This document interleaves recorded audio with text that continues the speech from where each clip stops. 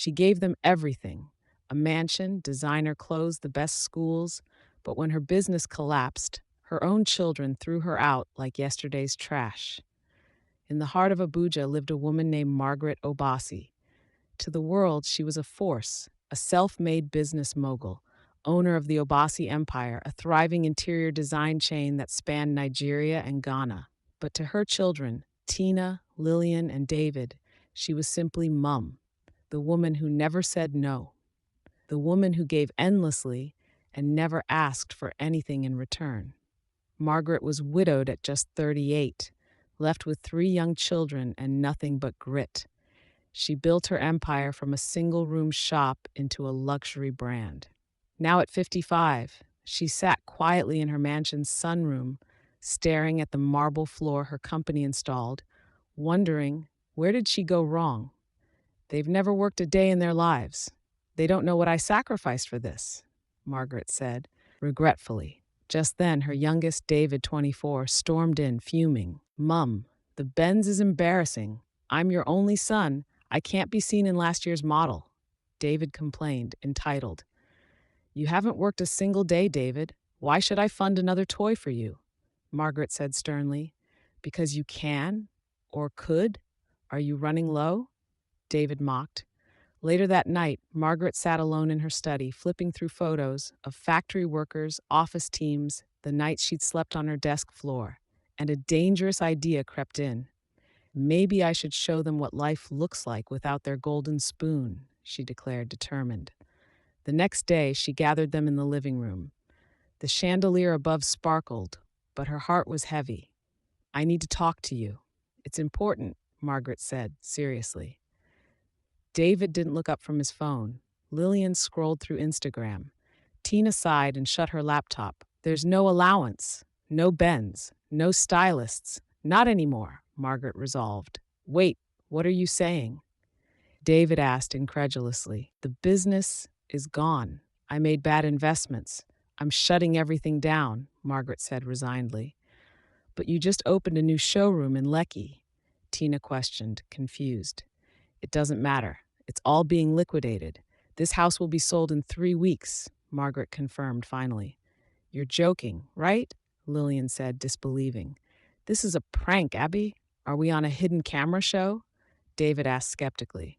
But Margaret didn't flinch. I'm serious. I'll be moving out this weekend, she stated decisively. You're abandoning us. Tina cried, feeling betrayed. No, I'm stepping away to survive. You'll need to do the same, Margaret said, determined. No one followed her when she left. No hugs. No Mum, wait, just the cold tick of the wall clock and the soft slam of the front door. That night, Margaret lay on a thin mattress in a modest apartment. She boiled water on a portable stove and ate plain bread with tea. But she didn't cry. Because Margaret Obasi knew this was not her end, it was their beginning. Back in the mansion, reality hit like a hammer. No chef, no housekeeper, no power, unless they paid for it. It's $350,000 for electricity? Who used that much? Tina asked, frustrated. I ran the AC all night. It was hot, David defended. You're the man. Shouldn't you be in charge? Tina accused. Do I look like Mum to you? David snapped, frustrated. Even Lillian, usually the most relaxed, suggested selling her mother's jewelry. The gold set with green stones. We can get something for it, Lillian offered, hopeful. That's Mum's heritage set. Are you mad? Tina cried, outraged. Across town, Margaret modest wooden chair in a small apartment. She sipped pap from a plastic cup and stared at her tablet, scrolling quietly. Her assistant, Ronki, walked in. Keep it. They've started arguing. She got updates from her loyal assistant, Ronki. David borrowed 70K from a friend. Lillian tried to sell a Gucci bag. No one wanted it. They said it looked fake, Ronki said sympathetically. Let them taste discomfort. That's the only way they'll grow, Margaret said sternly. Should we send a little money? Ronki asked, concerned. Not 1 naira. Not until they understand its value, Margaret responded unyieldingly. She looked at a photo of her late husband. I hope you see what I'm doing, Nedu.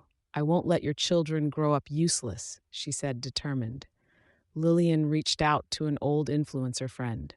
"Oh, I assumed you stopped posting because you were on vacation," Chioma said awkwardly. "Vacation? No money even to recharge data," Lillian explained, embarrassed. But Chioma checked her phone. "Anyway, I have to run. Let's catch up properly later?" Lillian, trying to hide the rejection. Sure, I'll text you." As Chioma walked away, "People disappear when your account dries up," Lillian said bitterly. Even David, who once prided himself on being the only son, got laughed at by his boys. "Your cousin dey drive Bolt. You dey hear dey form big boy," a friend teased. "I said she's rebranding, okay?" David defended. But even he didn't believe it anymore. Then came the shocker. Lillian stumbled on an Instagram post. "But Madame Obasi just opened her Abuja showroom. I thought she shut down?" Lillian said, confused. Lillian's heart stopped. "Wait, what?" Lillian echoed, disbelieving. She made a call. "Auntie Blessing, please. Is Mum really broke?" Lillian asked, desperate. "I'm sorry, Lillian. I can't say anything," Blessing said reluctantly. Click. The truth began to surface. Was this all a test? 3 weeks in, the cracks became craters. Tina's friend Ngozi knocked on Margaret's door. "Ma, Tina is working in a bar. A man harassed her. She slapped him, and the manager is threatening to sack her." Ngozi explained, concerned. Margaret's eyes glistened, but she stayed firm. "Maybe it's time to end the lesson?" Ngozi pleaded. "Not yet. Pain hasn't finished teaching them," Margaret said, determined. "Because they never helped me build what they enjoyed. I gave them wealth, but not wisdom. This is the lesson." Meanwhile, Lillian, desperate and exhausted, went to visit an old family friend who told her the shocking truth. "What if your mother isn't broke? What if she's testing you?" Testing us. That's insane. Lillian told her siblings the truth she has heard, and they all felt guilty the way they treated their mum. And David said, "We need to see and apologize to Mum." But one evening, it happened. A knock on her door around 8:47 p.m. She opened it, and there they were, all three, Tina, David, Lillian, eyes red, heads bowed, hearts broken. "Ah, my children, finally remembered your mother exists?" Margaret asked calmly. "Mum, we know. You didn't lose the business. You were testing us," Tina said, remorseful. "And what did you learn?" Margaret inquired. Silence. Then Tina dropped to her knees. "We were ungrateful. We only loved what you gave us. Not who you were," Tina apologized. "I mocked you. I was blind," David admitted, remorseful. "I tried to sell your things. I never even asked if you were okay," Lillian said, ashamed. Margaret walked to the corner, her voice calm but heavy. "I built that empire alone, not to spoil you, but so you'd never feel abandoned. But you took and never gave," she reflected.